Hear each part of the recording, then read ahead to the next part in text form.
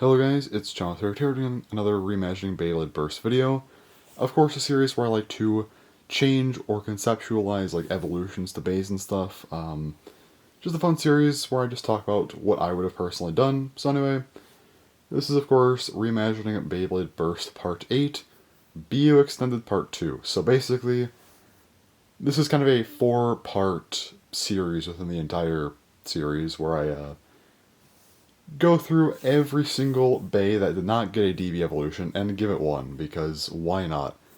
This video is going to be specifically talking about 8 dual layer motifs. There are 11 total, but I am not doing Longinus because, well, it already had evolutions and whatnot, and, Guilty Longinus exists, but I'm not doing Zeus or Ifrit either because I've already did those in part 6, so these are the 8 remaining motifs for the dual layer line, so go ahead and start describing them as I would make them. I will say though, this is probably going to be the least interesting of these BU extended parts, mainly because either I've already used a lot of the gimmicks that I've wanted to use, or I'm saving them, so this part was a little bit odd to make, but I still have some interesting ones here and there, so hopefully it still ends up being a decent video overall, but I guess we'll have to wait and see.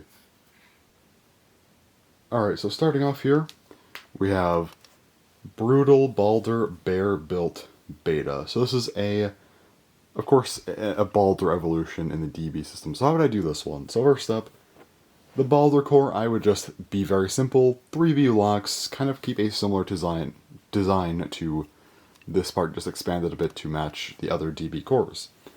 Next up, we of course have the Brutal Blade. The Brutal Blade will have, of course, kind of the 5 main contact points. These parts will still be here kind of in a way, but they're not going to be doing as much, these like parts of the screws here. These 5 parts are the main focus. So basically, they're going to be coated in rubber, which is pretty cool, I guess. But also they will kind of slide outward, kind of almost like Behemoth a little bit. I think that one has like kind of a slide thing going on. Or actually, a better example is Buster Excalibur. I don't know why I said Behemoth. Buster Excalibur has the one mode where the sword kind of slides around. That will kind of be how these 5 things are. They get slide out a bit, they have rubber. The rubber should hopefully help keep them outward a little better with the extra weight. Plus, obviously, if it gets hit, they have room to kind of slide in. Hoping it could help with defense a little bit, but again, some of these get a little bit experimental, and yeah, hopefully that makes sense. Next up we have, of course, the Beta Armor. The Beta Armor, it's just basically like an armor based on this. It'll be a little bit squared off, a little bit odd looking, but yeah. Also painted blue, but still, it's a pretty self-explanatory one. Oh, I actually probably put this back together. The Bear Disc. The Bear Disc will be painted blue, and basically it's just DB bumper. It's a DB disc that looks like this, just larger and in that style, so yeah. And then moving on, we of course have the Driver Built. Built is kind of similar to this one. It's basically gold with the blue rubber, except the blue rubber will be free spinning, kind of like how Keep is. But there's going to be a plastic part that kind of goes around the rubber ball.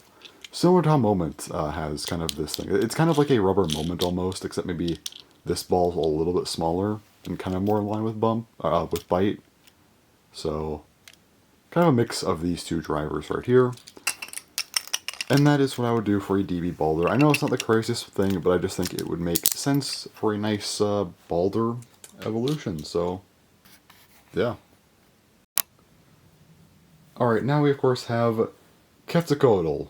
This one is, this is an interesting one. So for my evolution here we have Plume Quetzalcoatl, Suspend, Stake, 6. Alright, so first up, I have to mention the color scheme. Like Baldur, yeah, it's going to be gold and blue of course, but with this one, okay. This green on camera actually doesn't look all that bad, I'm not gonna lie, but I feel like on the box it kind of almost looked like kind of a little bit of an awkward, like bright green. It was a little bit off, but still looked good. But in person, this thing looks terrible. Again, on camera, this actually doesn't look awful, but if you have this thing in person, you already know it looks really bad, this color. I'd make it a little more of a vibrant green, still kind of keep the off color, almost like a sage a little bit, but kind of a mix of that with like a bright green. I think it would look pretty decent, and yeah, that'd hopefully help out the color scheme. But anyway, The Quetzalcoatl core, 2 sets of BU locks, also kind of a horizontal shock absorption gimmick. Kind of had springs in here.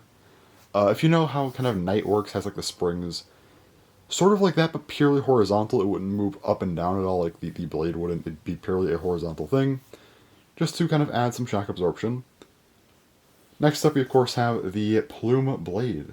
The Plume Blade, this one would have kind of an outer plastic piece attached by springs, like this outer part here, kind of go around a little bit as well. Yeah, it'd be detached because, yeah, I mean, it just works better for defense, I would say. Well, debatably, but in this case, that's what I'm going for, so yeah, kind of have a detachment with springs.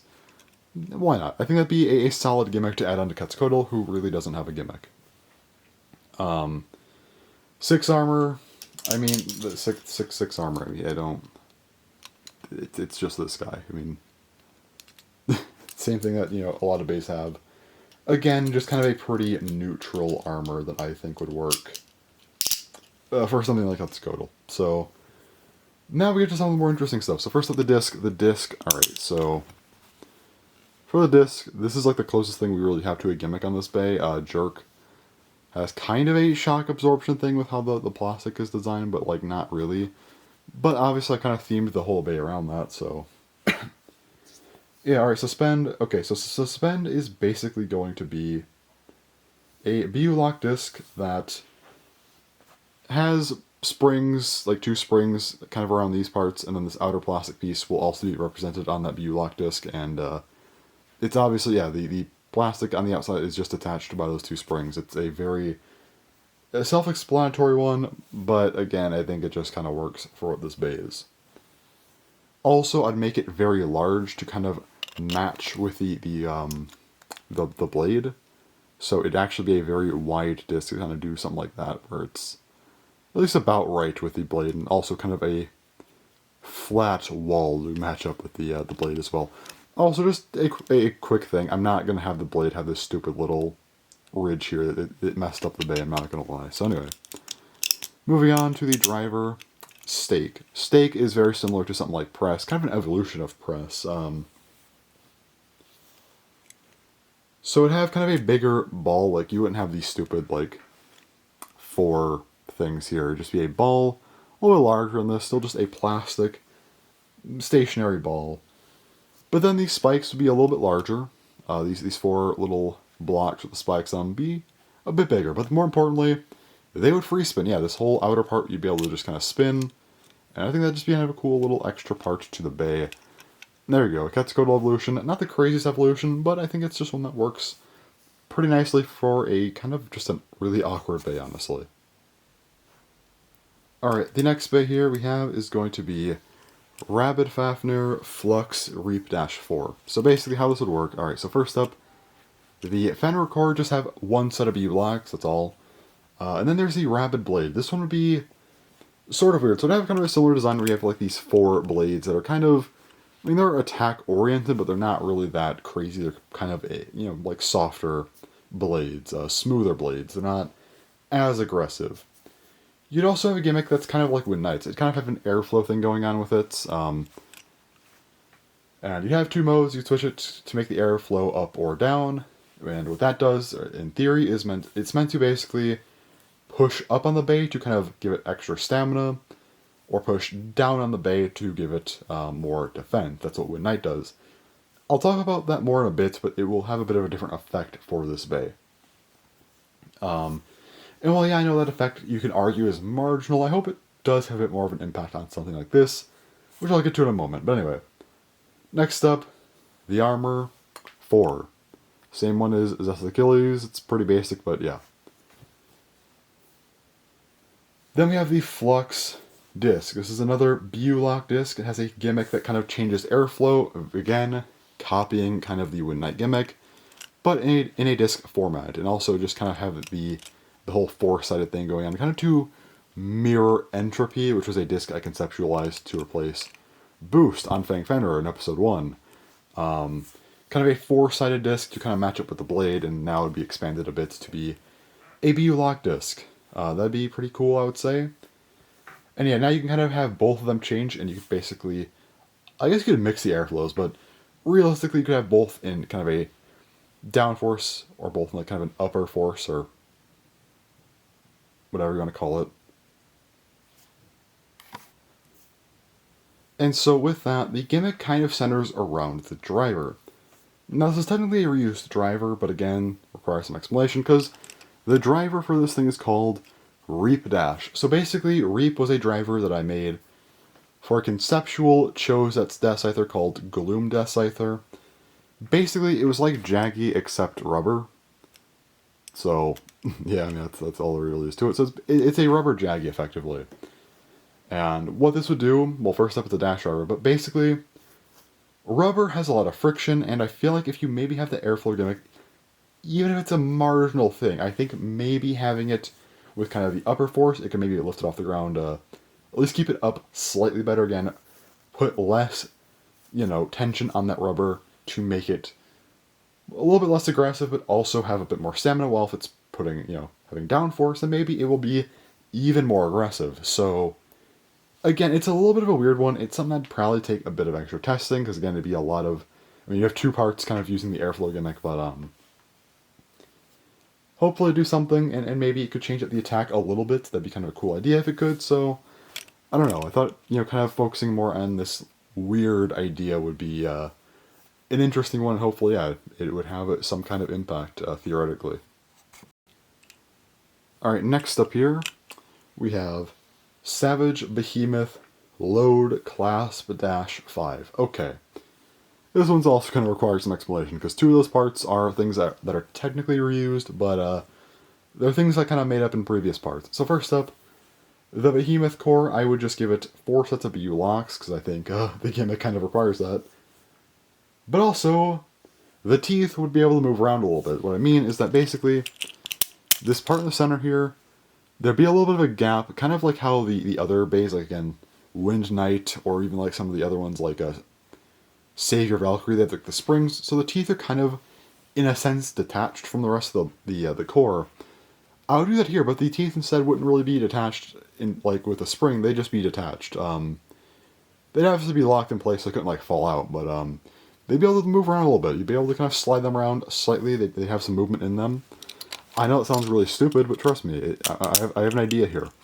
Next up here, the next part of this is, of course, the Savage Blade. This one would have 5 contact points, but instead of being like this, I would basically make the contact points maybe a bit softer, but I flip them around to make this thing hyper-aggressive with a ton of recoil. Again, it's stupid, but trust me, again, I have an idea here.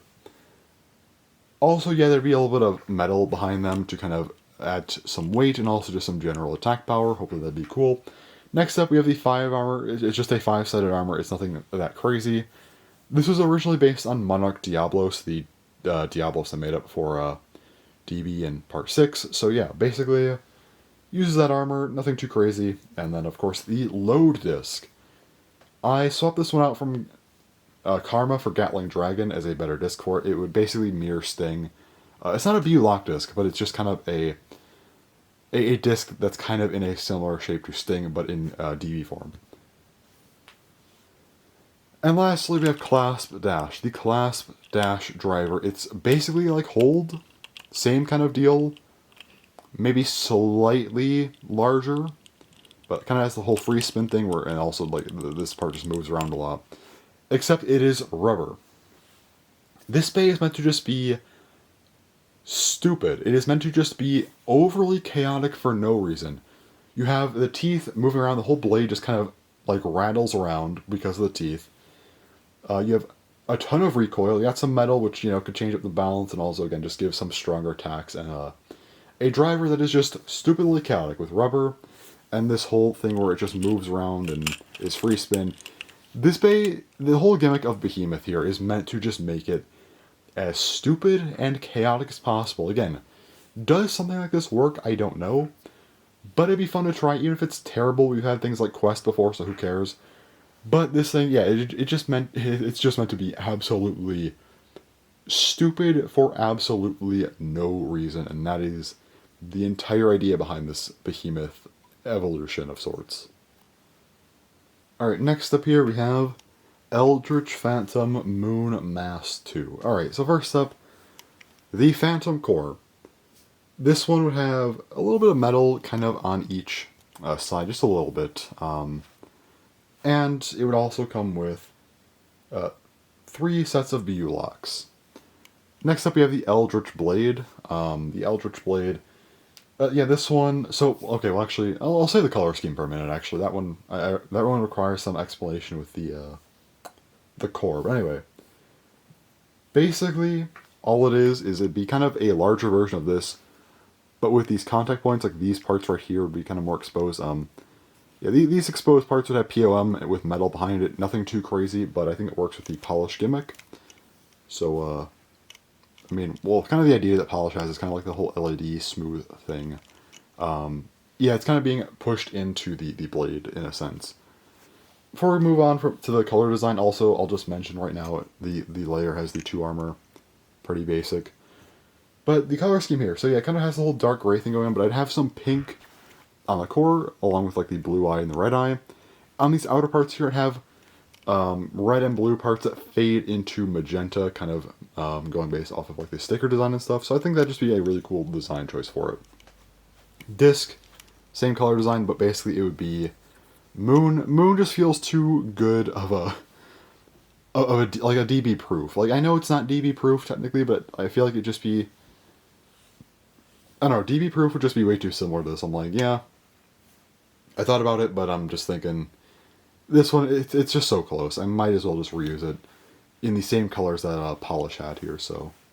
Was I saying DB proof the entire time? I meant Polish, my bad. Yeah, DB Polish, it feels just too close to something like Moon, so I opted to just keep it. Next up, the driver. I have an idea for this one that is, okay. So the driver is called Mass, alright? The Mass driver. What am I doing here for Mass? Okay. This would be a larger, bit larger than this, maybe about 1.5 times the size of the weight here. Oh, the ball for weight. It's a stationary metal ball, still, just bigger, alright. And then this entire kind of part here that kind of leads up to the ball, this entire extra piece here, that's also just metal. It's meant to be likely the heaviest driver, or at least close to the heaviest driver, probably around bullet weight. This whole extra part here is just metal with the metal ball. Yeah, it's kind of stupid, but you know what, why not? So I think that's a fun way to evolve weight into something that isn't planet. I don't know, it just seems like a stupid idea that we didn't really see with Burst. We didn't see anything like that, where it's just like, yeah, throw a ton of metal on the driver, on like the main part of the driver. We don't really see that ever, so why not throw it in here? And there you go, it's kind of a weird idea for Phantom, again with like the POM and stuff, but I think it worked decently well, I guess, hopefully. Alright, now we get to my personal favorite of the video, Prodigious Gaia, Chamber Unite Metal-8. I said that very awkwardly, don't mind that. Anyway, okay, so what are we doing here? First up, the Gaia Core. 2 sets of BU locks, fairly self-explanatory, nothing too crazy. But then we get to the Prodigious Blade. The Prodigious Blade is, okay, so you have kind of these 8 blocky contact points. These are still here. The size of them would probably be pretty uniform, though. They could still be angled like this or something, but, you know, they're pretty similar in size, alright? Now, 4 of them would actually have metal in them. They'd have a bit of metal, so probably like these 4 would have metal in them. Kind of like that, that's like the stock combo version of it. However, all 8 of these are removable. You could take them off, there'd be little slots for them that would fit in properly, so you could, you know, snap them in place, lock them in, and then you can move around all 8 of them in any orientation that you want. You could have all 8 parts on one side, keep them kind of uniform, maybe put them on the inner parts instead, switch them around to like 3 on one side, 1 on the other. You could make this thing stupid. You could do whatever you want. You have 8 different parts, 4 of each type with just the plastic, or with the plastic with the metal underneath. And you could just take them off and swap them around. It is Very stupid and something we never really saw in Burst. We didn't see, like, removable parts to this extent. But you know what? Why not? This one was a very fun one to make. I thought it was just an idea that I'm like, you know what? Based on the design of this thing, it kind of presents itself to me, so you know what? Let's just go for it. These 2 contact points would kind of be there still, so you'd still have some solid contact points, but yeah, these 8 parts would just be a mess, and I really like that, honestly. Next up, the armor. I mean, 8, why not? I think, obviously 8, because you have the 8 contact points there, and then also, it also had Fusion, which was a Spriggan driver, so maybe give it like the Spriggan armor. Although it also is going to technically have a Spriggan driver, but still, why not keep the theme there, I guess, for no reason other than, it just kind of made sense. Anyway, next up we have the disc. The disc would be called Chamber. Chamber would be a BU lock disc that would have a funny function to it. So basically, you'd kind of have a decent sized part of metal on the outside of this disc. So basically, there'd be kind of a whole, like, a ring around this disc. Like, the plastic part would be an entire ring going around, and you'd have a metal part that kind of slides on said ring. It slides on the whole entire thing, and you could kind of just set it anywhere you want. You could just press it in, lock it in, and it just stays wherever you want to, but then there's 4 grooves on kind of each of the, like the 4 corners on the disc. It would just slide in properly. Kind of, if you had it in like on this spot, like you'd stop it here, kind of would represent something like quarter, or you could just put it somewhere else entirely on a different corner of it, or just anywhere else you feel like, because why not? But it would kind of, like, 4 specific slots, but you don't have to use them. Just kind of a stupid idea, but why not? For the driver, I like the whole idea of this thing kind of using Fusion to where it's, like, unbalanced, which means it kind of gets more usage out of Fusion. Let's take that a step further. Let's use Unite. But this time, let's make it Unite Metal Dash. So basically, yeah, Unite Dash obviously makes sense, but the metal part, the plastic center part here would be metal instead. It's just a very small amount of metal, but let's just have metal and rubber. Why not? Just go for it. This bay was a lot of fun to make. I really like this bay a lot, but it was a very stupid one to conceptualize, but again, it's my personal favorite of the ones, at least in this part, anyway. Alright, our next bay here is going to be Immense Jormungand over Rotate 12. Before someone says anything, yes, I know some of these names might be a little awkward, but trust me, when you're making like hundreds of new parts in a series, sometimes the names get a little bit, interesting. Anyway, first up here, the Jormungand Blade. It just has 2 sets of BU locks, that's all there is to it. Now we get to the Immense Blade. I'd basically make kind of a similar blade, or I guess shape to Yale Jormungand's shape, but what I would do is make it giant. It'd be kind of like a Maximum Garuda, Air Knight, Wind Knight sort of thing, where, yeah, this blade would just be giant for no reason. Why not? And also, I would have some metal on the inside of these 2 main blades, just as some extra support there. Next up, the 12 armor. It has 6 contact points, well, not contact points, but 6 points on each side. On the outside, they'd be kind of thicker, and then they get thinner as they go inward. And yeah, it'd just be a new armor. As I said last video, I have been kind of strict on the armors. If I made new armors for like all of these bays, we'd be on 20 or higher by now. So I don't want to make too many of them. I do want to keep them relatively low since they aren't that interesting really. So hopefully that makes sense. But yeah, I'm keeping the armor count a little bit lower for these. Anyway, moving on to the disc. Over. The over disc, I think it just makes the most sense here. So yeah, it works kind of as a DB Infinity. Not exactly, but it's kind of close. I guess it could be like that or illegal, but I opted for over. Anyway, next up we have the driver, which is called Rotate. This one has... So it's kind of like Cycle with this point here. Except this point would be metal and also slightly larger. So that's that. And this part, these parts here, they'd be a little smaller, but there'd be 4 of them. So you have 4 of these points on the free spinning part, and also they'd all have spikes on the center of them that would go downward a decent bit. Basically what it would do is kind of help it to stay up in a sense. So if you move over a little bit, it hopefully helps to keep the bay upright. And yeah, so these parts go out, and then you have parts that go down, and then they all free spin. Hopefully that makes enough sense. It's kind of a stupid idea again, but keeping the bay upright is an idea that I've had in some other parts. I know last part I had a driver kind of like that, but in sort of a different sense, and it used the ring instead. But this one, let's have 4 different spots to help prop the bay up. Why not?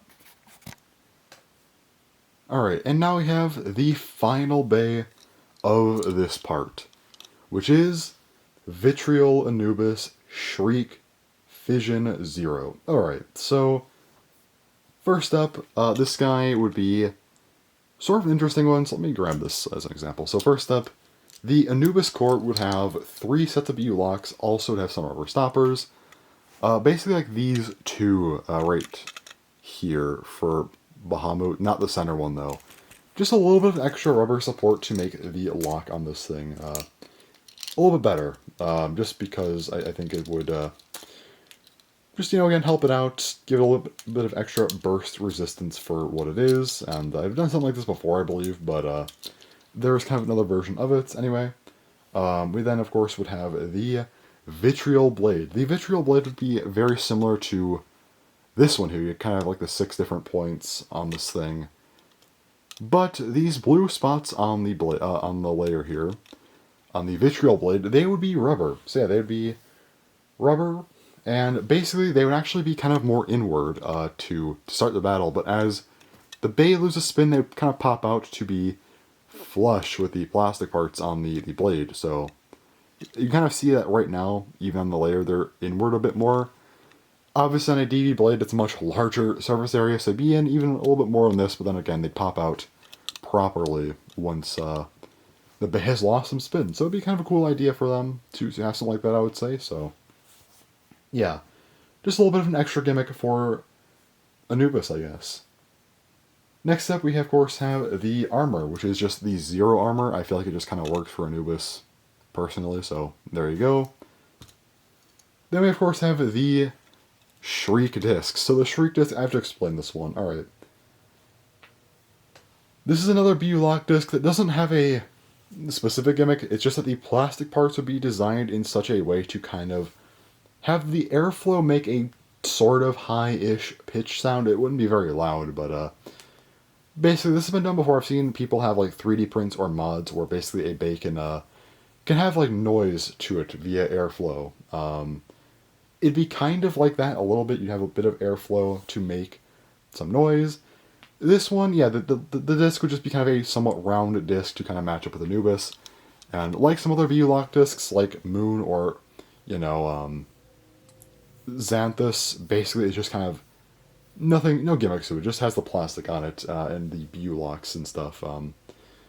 But this one, while it doesn't have anything crazy, it does have a kind of a cool thematic thing. I just thought it kind of worked because, this guy's disc is called the Yell, so I thought making a disc called Shriek that actually makes noise was kind of a fun idea. Anyway, lastly, we have the driver, which is called Fission. So Fission, this is a driver that I've already made. So basically, back in the God episode, episode 2, I did conceptualize an alternate take on Guardian Kirby's that used Orbit, and then in part 3, when I got to Hazard Kirby's, I made a brand new driver kind of building off of that called Fission.